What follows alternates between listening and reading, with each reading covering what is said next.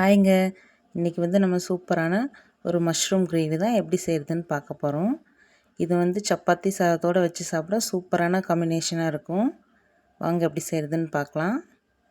First pan சூடானதுக்கப்புறமா தேவையான அளவு எண்ணெய் சேர்த்துக்கலாம். நான் கல்லெண்ணெய் தான் சேர்த்துருக்கேன்.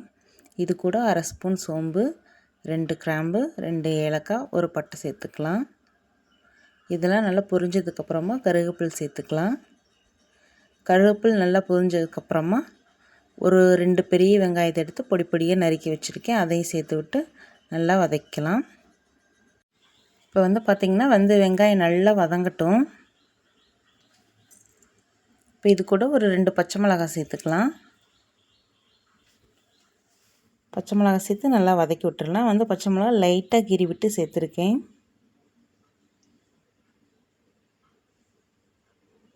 வெங்காயம் நல்லா சுண்டி வதங்கட்டும். அப்போ தான் குழம்பு நல்லா டேஸ்ட்டாக இருக்கும்.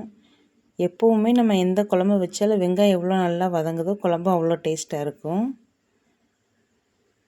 பார்த்திங்கன்னா தெரியும் உங்களுக்கு, வெங்காயம் நல்லா லைட்டாக ப்ரௌன் ஆக ஆரம்பிச்சிருச்சு. இப்போ நம்ம இஞ்சி பூண்டு அளவு சேர்த்துக்கலாம். நான் ஒரு 1.5 ஸ்பூன் அளவு இஞ்சி பூண்டு பேஸ்ட்டு சேர்த்துருக்கேன். சேர்த்து விட்டு நல்லா வதக்கி விட்டுக்கலாம். அந்த பச்சை வாசனை போகிற அளவுக்கு வதக்கினாலே போதும்.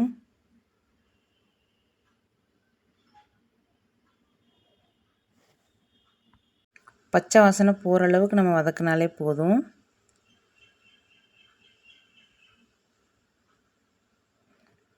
இது கூட நம்ம ஒரு 2 பழுத்த தக்காளி எடுத்து பொடி பொடியாக நறுக்கி வச்சுருக்கோம்.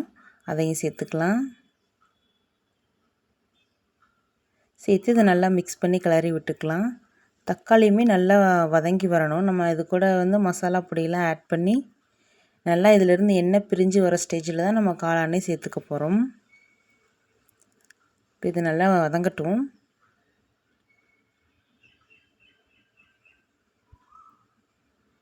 இப்போ இது தக்காளி வதங்கிறதுக்கு தேவையான அளவு உப்பு சேர்த்து விட்டுக்கலாம். இப்போ இது ஒரு மிக்ஸ் பண்ணி விட்டுக்கலாம்.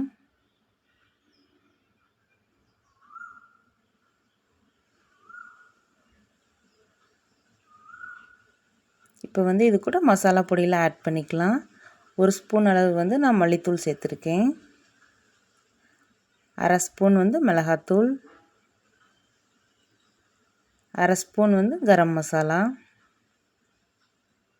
இது 3ஐயும் சேர்த்ததுக்கப்புறமா நல்லா மிக்ஸ் பண்ணி விட்டுக்கலாம். இது நல்லா மிக்ஸ் பண்ணி இந்த மசாலாலேருந்து நல்லா தனியாக எண்ணெய் பிரிஞ்சு வர அளவுக்கு நல்லா வதக்கி விடணும். மீடியம் ஃப்ளேமில் வச்சு நல்லா வதக்கி விடுங்க. நல்லா எண்ணெய் பிரிஞ்சதுக்கப்புறம் தான் நம்ம காளான் சேர்த்துக்க போகிறோம். இப்போ பார்த்திங்கனாவே உங்களுக்கு தெரியும் எண்ணெய் எப்படி லைட்டாக பிரிஞ்சு வருதுன்னு.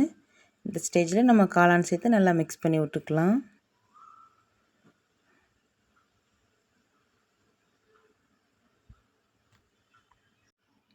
இப்போ நல்லா வதக்கி விட்டுக்கலாம் பரட்டி. காளான் ஓரளவு வதங்க தான் காளான்லேருந்து நல்லா தண்ணி பிரிஞ்சு வரும். ஒரு நிமிஷம் மூடி வச்சு எடுத்துக்கலாம். அப்போ தான் நல்லா வதங்கும். இந்த ஸ்டேஜில் நம்ம கொஞ்சமாக தண்ணி சேர்த்துக்கலாம்.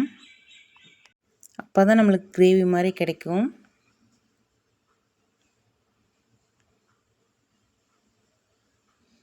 அவ்வளோதான். இப்போ மூடி போட்டு ஒரு 5 நிமிஷம் வேக விடலாம்.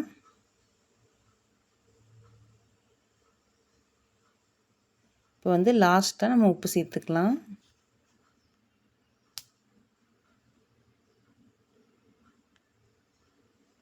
அவ்வளோதாங்க. பார்த்திங்கன்னா நம்ம காளான் கிரேவி ரெடி ஆயிடுச்சு. இப்போ மேலால் மல்லித்தலை தூவி ஆஃப் பண்ணிடலாம். அவ்வளோதான், நம்ம காளான் கிரேவி ரெடி ஆயிடுச்சு. சப்பாத்தி சாதத்தோடு கண்டிப்பாக சாப்பிட்டு பாருங்கள், ரொம்ப நல்லாயிருக்கும். நம்ம வீடியோக்கள் உங்களுக்கு பிடிச்சிருந்தா கண்டிப்பாக சப்போர்ட் பண்ணுங்கள். நாளைக்கு இன்னொரு வீடியோவில் பார்க்கலாங்களா?